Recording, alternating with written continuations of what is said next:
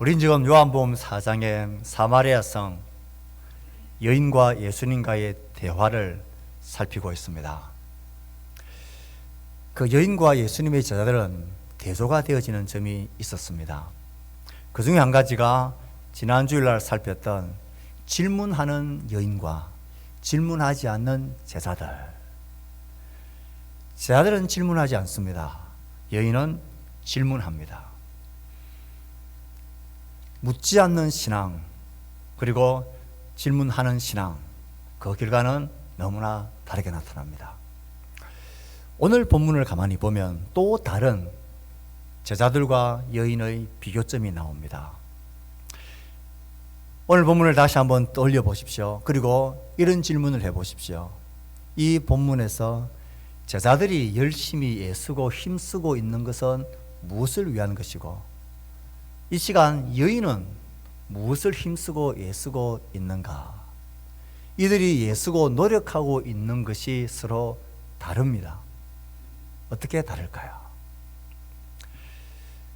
제자들은 지금 예수님에게 먹을 것을 준비하기 위해서 동네에 들어가서 예수님 잡수실 양식을 구해서 예수님께로 가져옵니다. 예수님, 잡수십시오. 이 시간 여인은 무엇하고 있었습니까? 여인도 동네에 들어가서 물동이를 버려두고 동네에 들어가서는 사람들에게 와서 보라고, 저분은 메시아가 아닐까, 와서 보라고, 사람들을 집집마다 찾아다니면서 만나는 사람들에게 와보라고 예수님에게 초청을 하고 있는데 열심입니다. 그래서 오늘의 주제는 이들이 열심 내는 일이 다르다라는 것입니다. 참 예수님께서는 재미난 말씀을 하십니다. 물을 가지고는 여인에게 생수 대신 예수 그리스도를 가르쳤고 그에게 보여주셨다면, 이제는 제자들이 구해온, 드시라고 가져온 양식을 딱 보시면서 이 음식을 가지고는 생명의 양식, 영의 양식, 하늘의 양식에 관하여서 우리에게 가르치고 말씀하시고 있습니다. 제자들이 예수님께 먹을 것을 가지고 왔습니다. 예수님, 드십시오. 예수님이 뭐라고 말합니까? 나는 너희들이 알지 못하는 양식이 있다. 그래서 오늘의 제목은 두 종류의 양식입니다. 이 양식을 가지고 예수님이 가르치고 있는 두 종류의 양식에 대해서 살피려고 합니다. 예수님이 가르치시는 첫 번째 내용은 31절 2절에 나와 있습니다. 같이 한번 읽어볼까요? 시작. 그 사이에 제자들이 청하여 이르되 랍비여 잡수소서. 이르시되 내게는 너희가 알지 못하는 먹을 양식이 있느니라. 이 양식을 딱 가지고 주님이 가르치시는 첫 번째 가르침은 배고프면 먹을 양식만이 아니라 다른 종류의 양식이 있다라는 것입니다.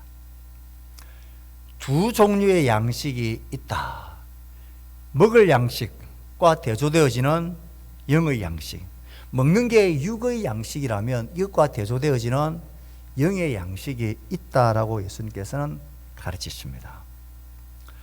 제자들은 좀 황당했겠죠. 기껏 동네에 들어가서 열심히 수소문해서 사든지 어떤지 먹을 것을 구해와서 예수님께 떡 가지고 왔습니다. 그러니 예수님께서는 나는 이 먹을 양식 말고 너희들이 알지 못하는 다른 양식이 있다라고 말씀하십니다. 육신의 양식은 배고프면 생명을 유지하기 위해서, 건강을 얻기 위해서 먹는 양식이 틀림없습니다. 예수님은 지금 똑같이 육이 살기 위해서 육의 양식이 있어야 하는 것처럼, 그 양식을 먹어야 하는 것처럼 영의 양식이 있다. 영이 살기 위해서는 먹어야 할 다른 양식이 있다라고 말씀하십니다. 이게 무슨 말일까요? 지금 제자들은 동네에 들어가서 우리가 열심히 출근하고 일하고 그래서 수입을 얻어서 먹고 살기 위해서 애쓰고 힘쓰는 이 모든 것을 총칭할 수 있는 먹을 양식을 동네에 가서 열심히 구해 왔습니다. 그것을 구하기 위해서 어떤 노력과 어떤 수고를 했는지 성경은 기록하고 있지 않지만 우리가 일하여 사는 것이, 먹고 사는 것이 쉬운 일이 아니잖아요.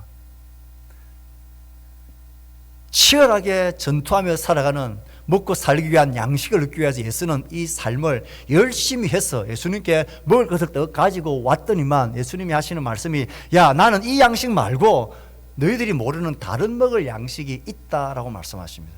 이 말씀은 어떤 의도로 하신 것일까요? 너희들이 지금 열심히 나가서 먹을 양식을 구한다고 애쓰고 힘쓰고 땀 흘리고 노력하고 수고했는데 정작 너희들은 진짜 수고하고 더 수고하고 애쓰고 힘쓰고 노력하고 얻어서 구해야 할 다른 양식이 있다라는 것을 왜 모르고 있느냐?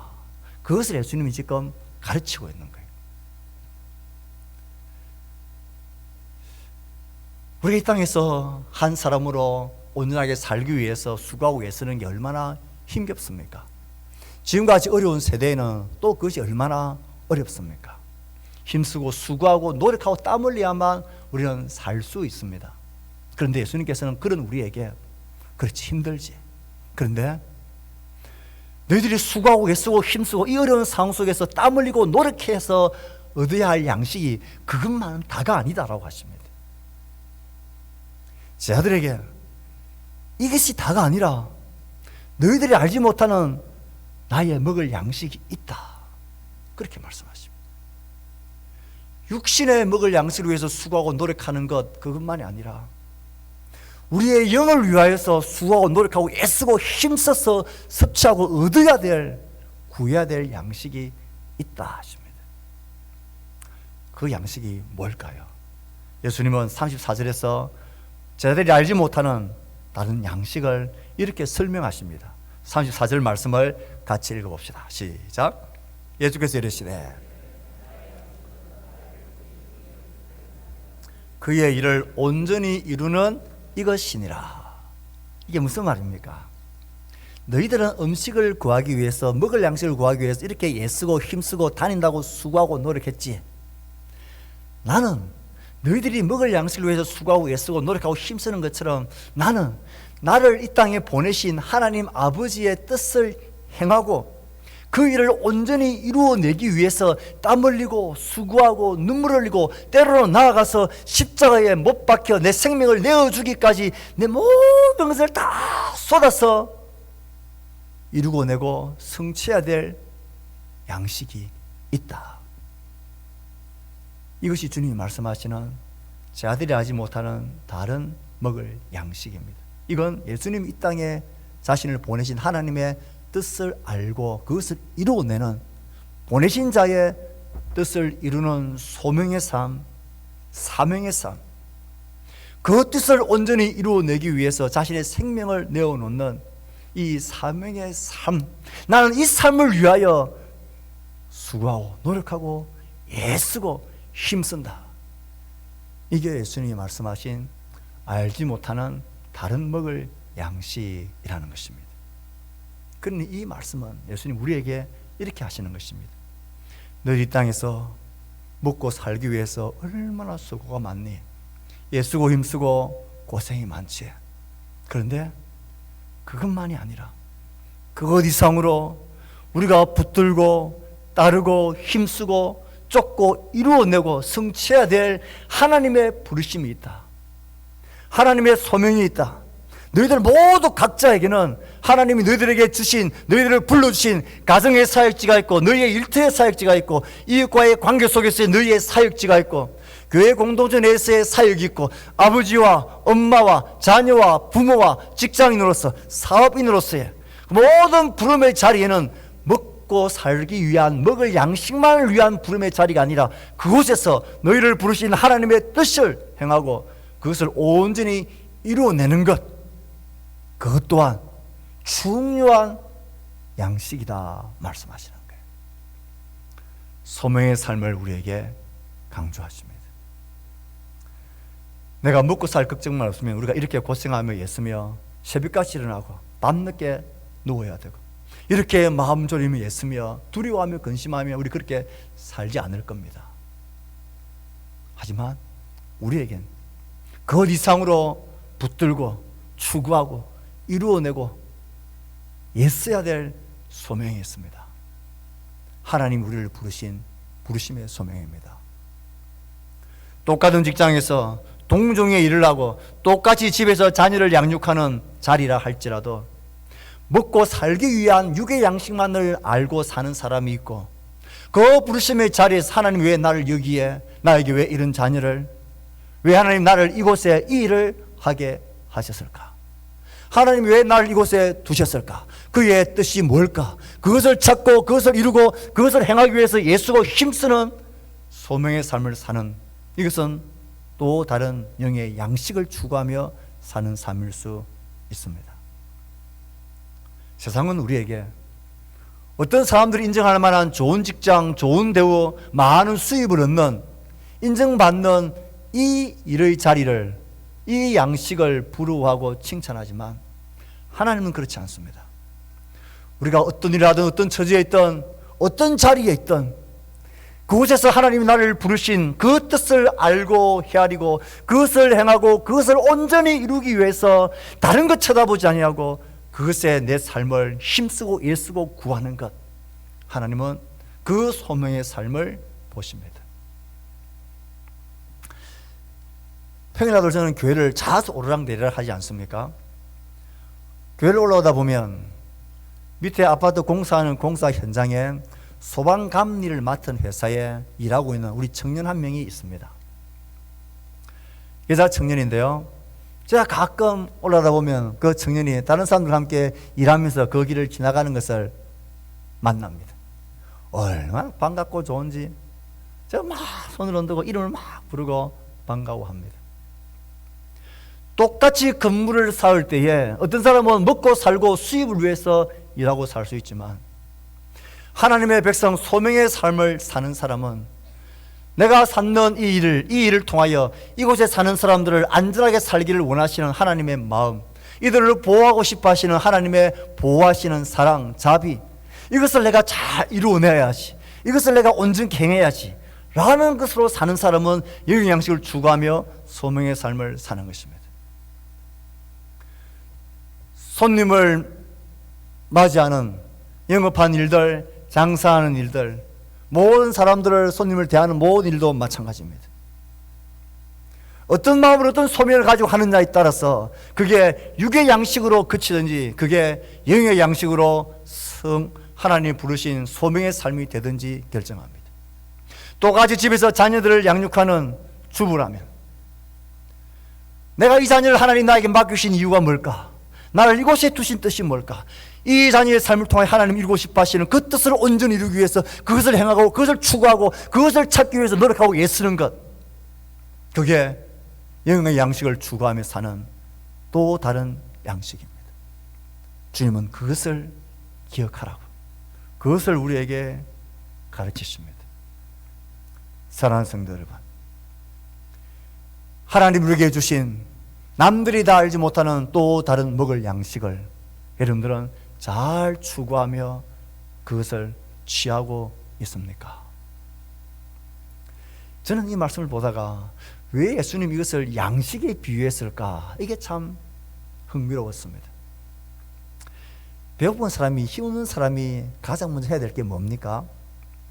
양식을 먹어야 합니다. 양식을 먹으면 힘이 나고 기분도 좋아집니다. 새로운 기운이 쏟아서 또 열심히 일할 수 있습니다. 똑같은 원리입니다. 나 영이 곤고하다 싶을 때에, 나 영이 왜 이렇게 힘이 없나 싶을 때에, 왜 이렇게 다운되나 싶을 때에 여러분 하셔야 될 일이 있습니다.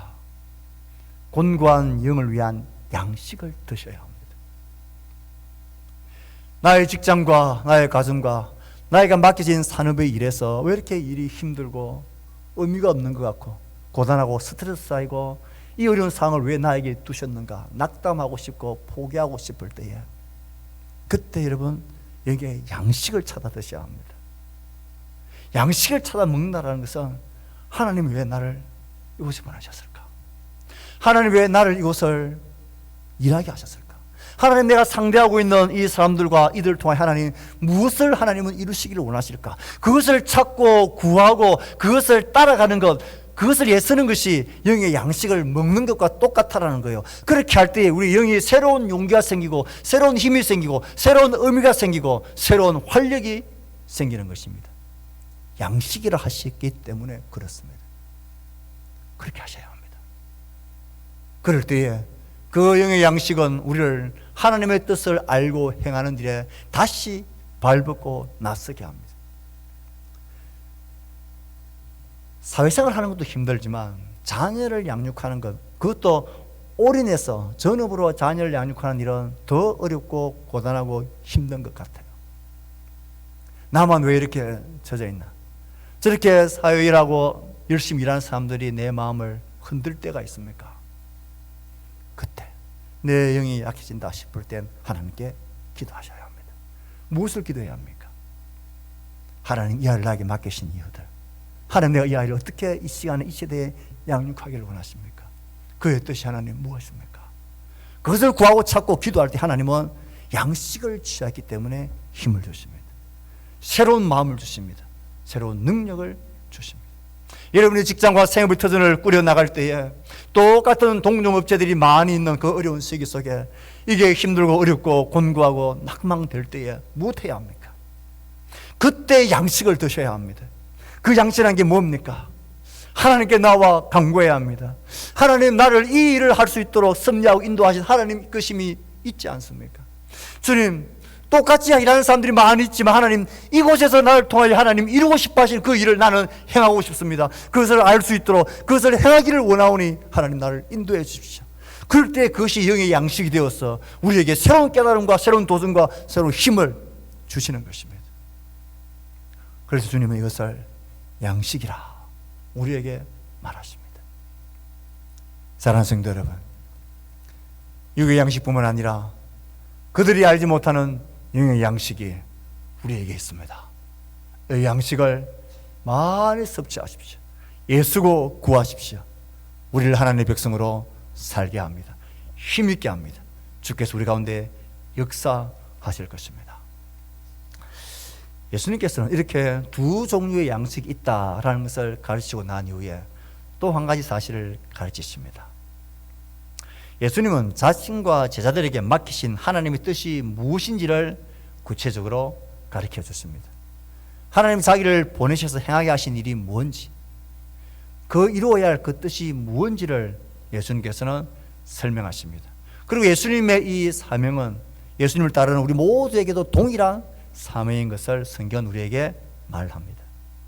그것이 무엇입니까? 35절의 말씀입니다. 35절 말씀을 읽어봅시다. 시작. 너희는 넉 달이 지나야 추수할 때가 이르겠다 하지 아니하느냐? 그러나 나는 너희에게 이르노니 너희 눈을 들어 밭을 보라. 휘어져 추수하게 되었도다.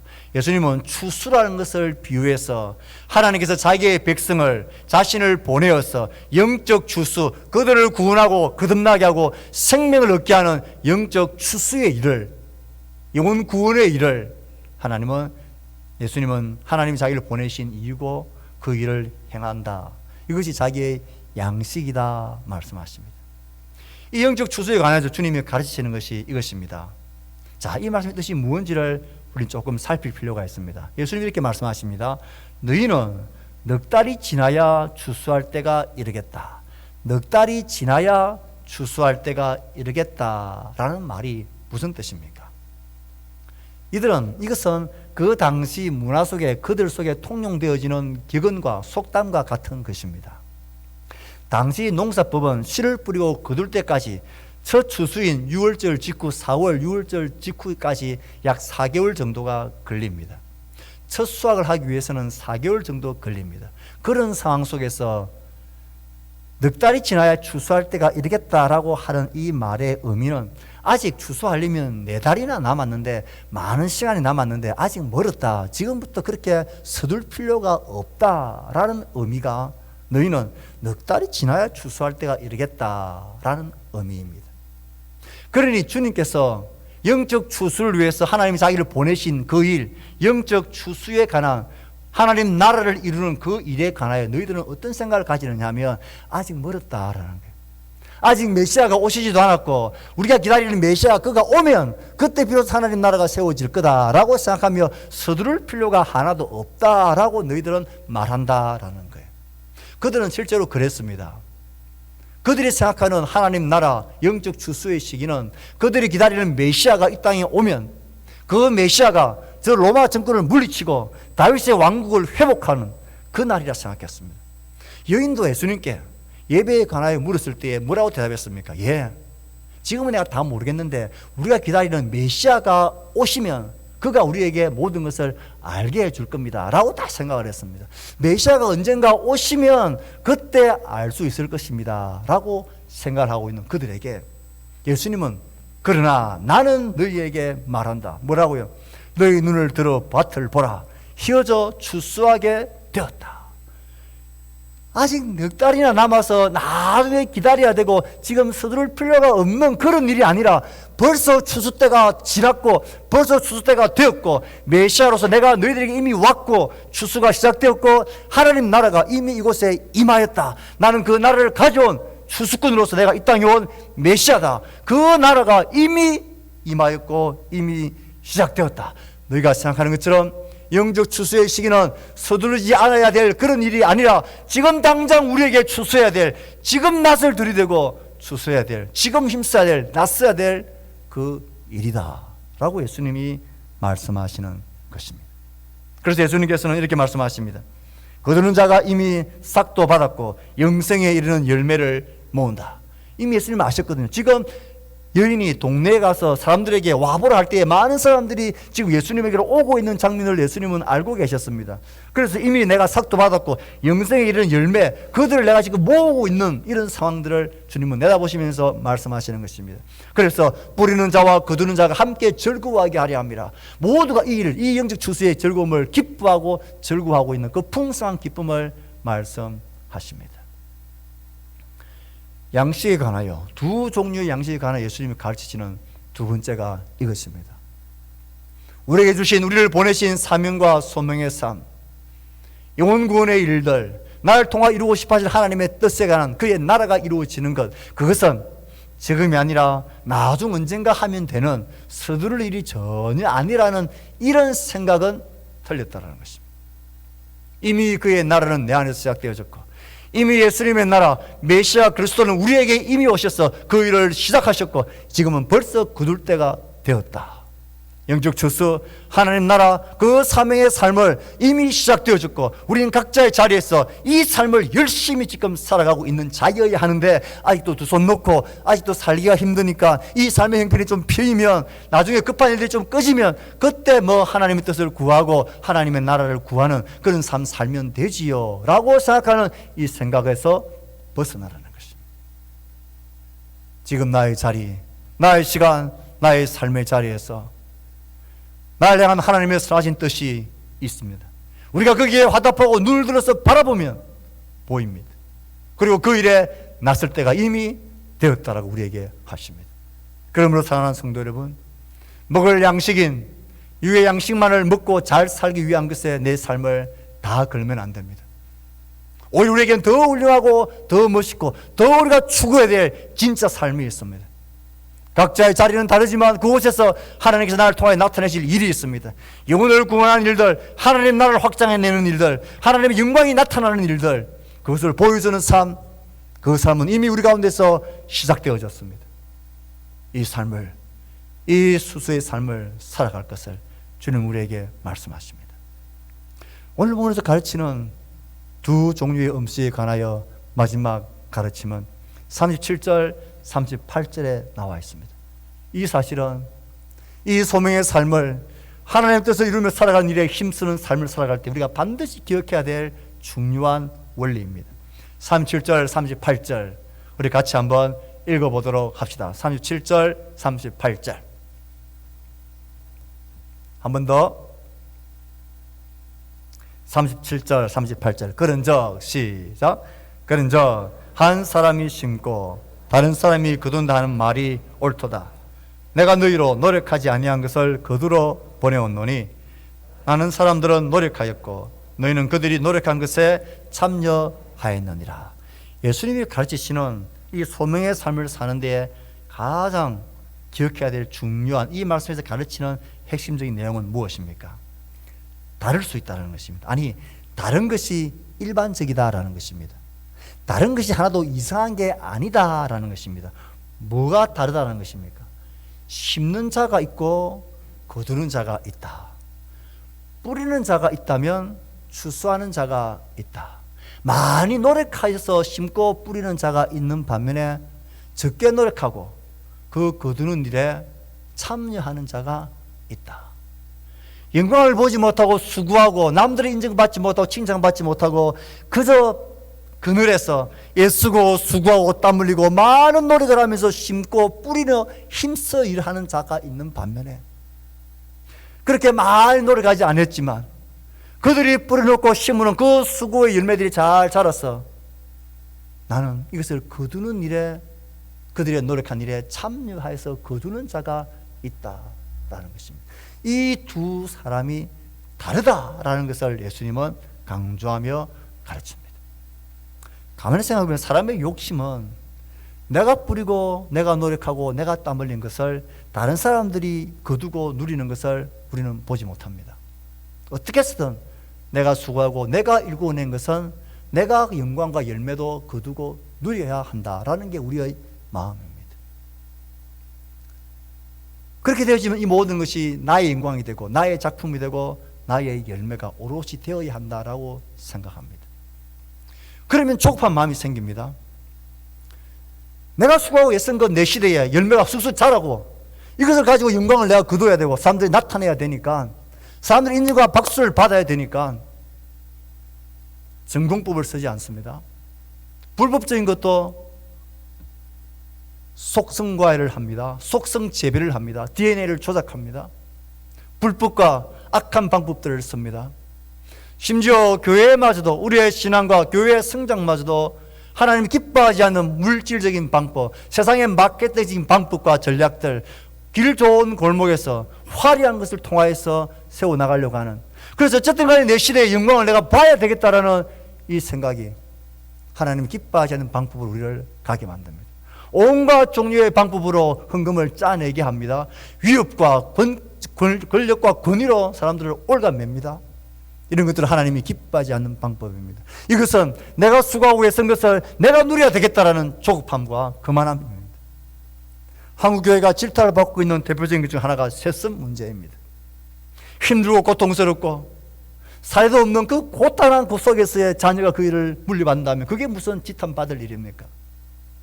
그것은 세습이라 하지 않습니다. 세습은 영광과 능력과 부와 힘과 권력을 남에게 못 주겠다는 것입니다. 그래서 내 자식들, 내 사회에게 줘야만 마음이 편한 것입니다. 내가 실컷 노력하고 고생하고 일궈오는 이 열매를 남들에게 누리는 것을 못 보겠다는 것입니다. 이건 악한 것입니다. 예수님은 말씀하십니다. 심는 자와 거두는 자가 다를 수 있습니다. 아니, 다른 것이 일반입니다. 우리의 개인적인 삶에도 마찬가지입니다. 자녀들을 위해서 평생을 수고하고 헌신하는 부모들, 철이든 자식은 자신의 성공과 열매가 자기 때문이 아니라는 것을 아는 자들이 철든 자녀입니다. 부모의 보이지 않는 수고와 노력과 그 심는 수고가 얼마나 컸는가를 압니다. 그래서 그 영광과 열매를 부모에게 돌리고 진심으로 마음으로 그렇게 생각하는 자는 철든 자입니다. 그런데 지가 잘난 줄 알고 잘 되면 다 지탄, 못 되면 다 조상 탓을 돌리는 이 악한 심보는 어울리지 않는 것입니다. 교회도 마찬가지입니다. 이런 직장에서는 마찬가지 아닙니까? 성과와 열매가 드러나는 것에 집착하고 그것을 착취하고 빼앗으려고 하는 시도들. 교회도 여러 가지 일들 중에서 편하지 않는 일이 참 많습니다. 남들이 다 알아주지 못한 일들이 많습니다. 엄밀한 기도의 자리에서 수고와 땀 흘리는 자리에서 드러나지 않는 자리에서 수고하는 자들이 많습니다. 그런데 모든 수고와 땀을 내가 그대로 다 누려야 되겠다 생각하면 우리는 외식하는 자가 됩니다. 마음에도 없는 헌신을 하게 되어집니다. 스스로를 속이게 되어집니다. 사랑하는 성도 여러분, 크나 작으나 심는 자와 거두는 자가 다를 수 있습니다. 아니, 일반적으로 다르다고 하십니다. 그러니 내가 거둔 모든 열매가 오롯이 나의 영광, 나의 수고로 된 작품이라고 생각하면 바보 같은 사람입니다. 내가 수고한 건 내 열매를 내가 누려야 되겠다라고 조급하게 하나님이 기뻐하지 않는 방법과 삶을 해하며 사랑의 교제를 해치면서까지 하나님 일을 위하겠다는 생각은 어리석고 바보 같은 일입니다. 동시에 이 원리를 우리가 잘 인식하지 못하면 나는 언제까지 이렇게 티도 안 나는, 남들에게 보이지도 않는, 박수도 받지 못하는 이런 일 속에 내가 언제까지 이렇게 처박혀 있어야 되나? 내가 이렇게 수고하고 애쓰는데 왜 하나도 내게는 영광과 열매와 칭찬이 하나도 왜 안 돌아오지? 왜 목사님도 안 알아주고 성도들도 아무도 안 알아주지? 언제까지 내가 이렇게 그것을 포기하고 좌절하고 낙심하게 됩니다. 우리의 삶 가운데 드러나지 않는 일, 빛나지 않은 일, 많이 수고하고 노력해야 될 일들이 있습니다. 하나님은 우리를 어떤 사람은 이런 곳으로, 이런 자리에 부르셨고, 어떤 사람은 많이 수고하지 않아도 그 노력에 동참함으로 열매를 거두는 그런 자리에 심는 자로, 또 거두는 자로 부르실 수 있습니다. 그때 우리 속에 거두는 자, 많이 노력하지 않지만 남들이 노력한 일에 참여하는 자가 되었다면 겸비하고 겸손하셔야 합니다. 이게 나의 작품이다 생각하지 말아야 합니다. 훨씬 더 많은 사람들의 드러나지 않는 수고와 땀과 눈물이 그 바탕 위에 있었어. 이 열매가 자란 것을 거두는 자로 내가 부름받은 것뿐이라는 사실을 기억하셔야 합니다. 내가 오랫동안 기도하고 있었던 한 사람이 우리의 전도 초청주일날 초청을 받아서 교회를 왔다 합시다. 그분이 예수를 믿고 신앙생활을 시작했습니다. 그 열매는 오롯이 누구의 것입니까? 그를 데리고 온, 그를 거두어온 나의 열매입니까? 천만의 말씀. 내가 알지도 그를 알지도 못하기 전에 그를 위해서 기도했던 수많은 사람들이 있습니다. 내가 그를 알기도 전에 그 주변에 있었던 좋은 성품을 가진 그리스도인들이 있습니다. 좋은 이웃이 되어줬던 예수 믿는 사람들이 있습니다. 그를 위하여 내가 알지 못하는 사람들이 지금도 누군가 그를 위해서 기도해주고 있는 사람이 있습니다. 그를 인도하고 돌보고 가꾸어 주었던 사람이 있습니다. 모두가 합작해서 하나의 열매를 거두는 것입니다. 그래서 우리가 거두는 자가 부르심을 받았던, 심는 자로 부르심을 받았던, 우리가 꼭 기억해야 할 말씀이 지나갔던 36절의 말씀을 다시 한번 우리가 기억해야 됩니다. 36절의 말씀을 읽어봅시다. 시작. 거두는 자가 이미 삭도 받고 영생에 이르는 열매를 모으나니 이는 뿌리는 자와 거두는 자가 함께 즐거워하게 하려 함이라.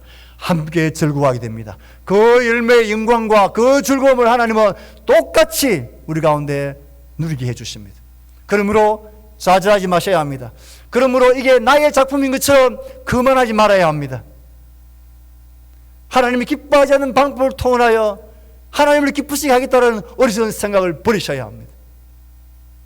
하나님 나를 부르신 그곳에서 많이 수고하는 자리에 나를 불러주셨습니까? 그것이 나의 부르심입니까? 그래서 내 삶이 고단하고 때론 힘겹습니까? 왜 나만 이런 어려운 상황 속에 이렇게 계속 처하는지 마음이 낙심이 됩니까? 그러나 하나님은 아십니다. 하나님은 그것을 나의 부르심이라고 말씀하십니다. 그리고 그곳에서 하나님은 함께 하시며 우리가 무엇을 행해야 되고 어떻게 하나님을 의지하고 붙들어야 될지를 하나님은 가르치고 인도하십니다.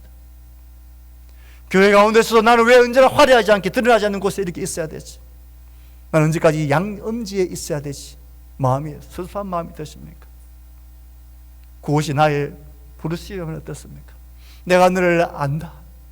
이 모든 즐거움을 너도 함께 누리게 될 거라 인정하시는 하나님의 음성이 우리 가운데 들리면 어떻습니까?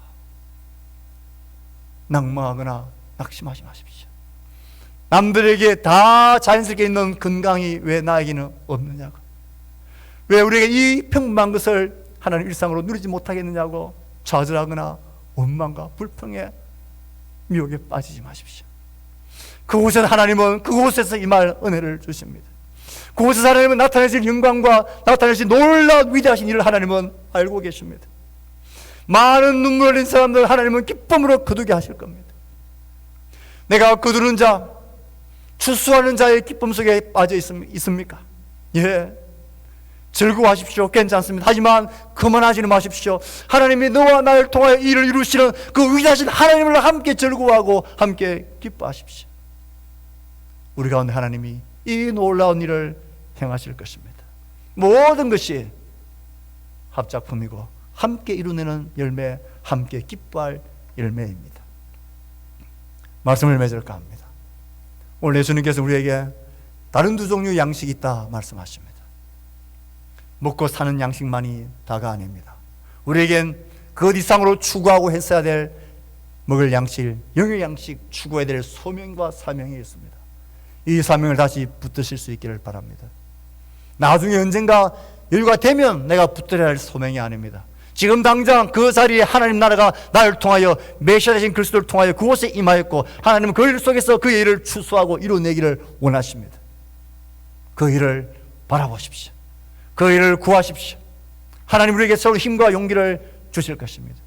이 모든 열매들은 내가 부름받은 자리가 어떤 자리이든 그 자리는 내가 충성하고 하나님을 바라보며 달려가야 될 자리입니다. 그래서 하나님 우리에게 이 모든 영광과 즐거움을 동시에 참여하게 하실 것입니다. 예수님이 그 길을 걸으셨습니다. 예수님께서 우리에게 말씀하셨습니다. 하나님께서는 자신의 뜻이 나를 보내신 일을 뜻을 행하고 그 일을 온전히 이루는 것이라. 이 이룬다라는 말을 예수님께서는 마지막 이 땅에서 마지막 호흡을 내뱉으면서 똑같이 하셨습니다. 그가 십자가에서 돌아가실 때 마지막으로 내뱉은 탄성이 소리가 다 이루었다. 그 다 이루었다라는 이 단어가 여기에 있는 이 온전히 이루었다라는 단어와 똑같습니다. 예수님은 그 온전한 뜻을 이루기 위하여 자신의 생명을 물로 다 쏟아내셨습니다. 그리고 우리에게 이 길을 따라오라고, 이 양식을 추구하며 나를 따라오라고 부르십니다. 예수님을 바라보며 우리에게 주신 믿음의 길을, 이 소명의 길을 힘있게 주 바라보며 따라가는 우리 모두가 될 수 있기를 주의 말씀으로 축복합니다.